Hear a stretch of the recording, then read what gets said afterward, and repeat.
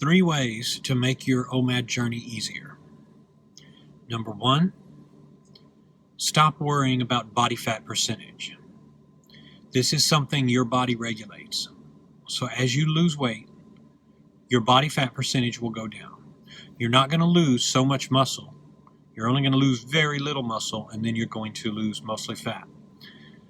You go to websites and they scare you. They ask you what your BMI is, and they ask you if you're using those little calipers where you pinch your side and they try to pull off as much fat as they can. This is just another form of obsession that causes people to, in a very mild way, lose grip. Your body is self-correcting. It's a self-correcting mechanism, so it's going to keep you in a normal range as you lose. So don't worry about body fat percentage. You're going to continue to lose, and you're going to feel good.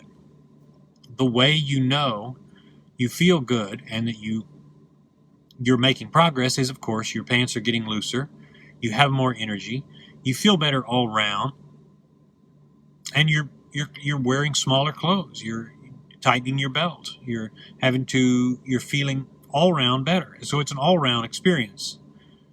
Your body regulates things. I have seen so many videos on how people put stuff in their bodies because they act like their body has no sense of regulation. That's why they take all these supplements. And some supplements are useful, but many are not. And the reason that underlies all these problems and this confusion is because people think they act like your body doesn't regulate. It regulates all of this stuff that you take in. It regulates all of this stuff that you take in. So understand that your body regulates. That's the first thing. Number 2, the second way I made my life easier on OMAD was I quit trying to run with a younger crowd. Now, this may not have application to everyone, but for those of you who are older OMADers, you may come across the fact that you have to check your ego. Because once I started losing weight, I changed my game. I was able to do push-ups and sit-ups and walk and then eventually run.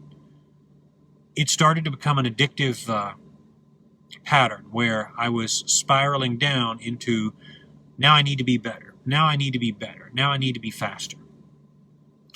So I got to where running a 10-minute mile was not good enough. I had to run a 9-minute mile. Then I had to run an 8-minute mile. So pretty soon I was competing with guys half my age, thinking, if they can do it, I can do it. Isn't it awesome if I can do it? And, I have only much less vitality. Well, that's where you get to a point of diminishing returns. You don't have to compete. I realized at some point along the way, I checked my ego and I realized I don't have to do that. I don't have to run a 7-minute mile. I run about an 8-minute mile. I don't have to go out there and compete with the best of the best. I just have to compete with myself. That's who we're all competing with. It's ourselves.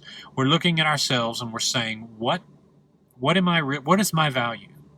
And I'm particularly hard on myself, as some of you have been able to tell, and you've written me, and I appreciate it. I really do sometimes struggle with my own sense of self-worth, whether you can tell or not.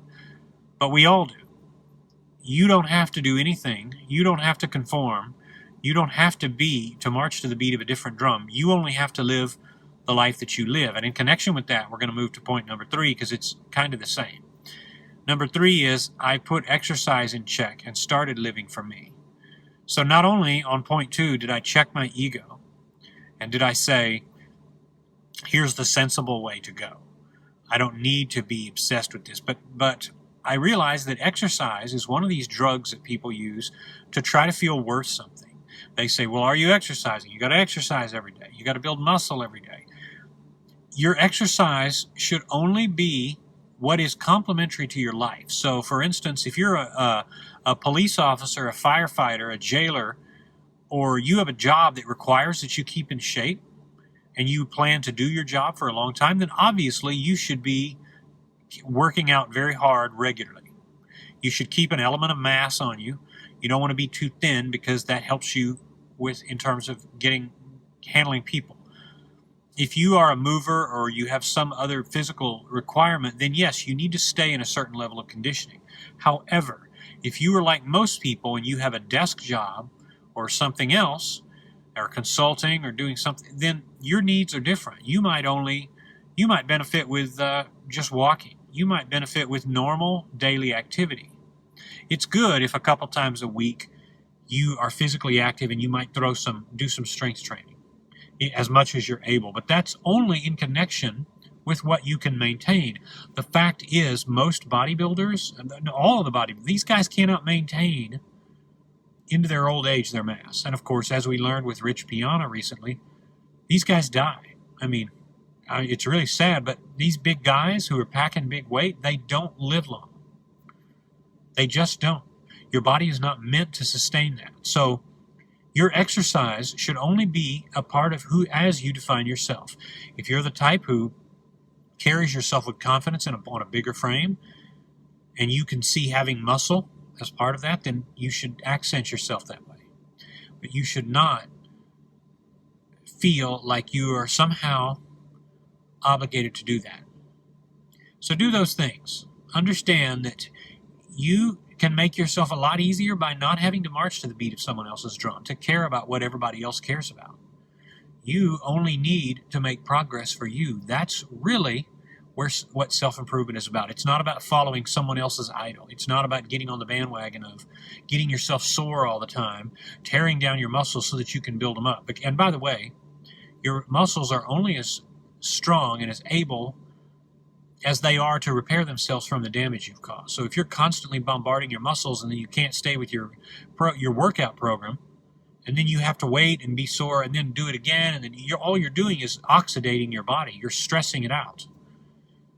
So don't do it. It doesn't make sense to do it. It doesn't make sense to work out if you can't do that sensibly. So those are 3 ways to make your OMAD journey easier.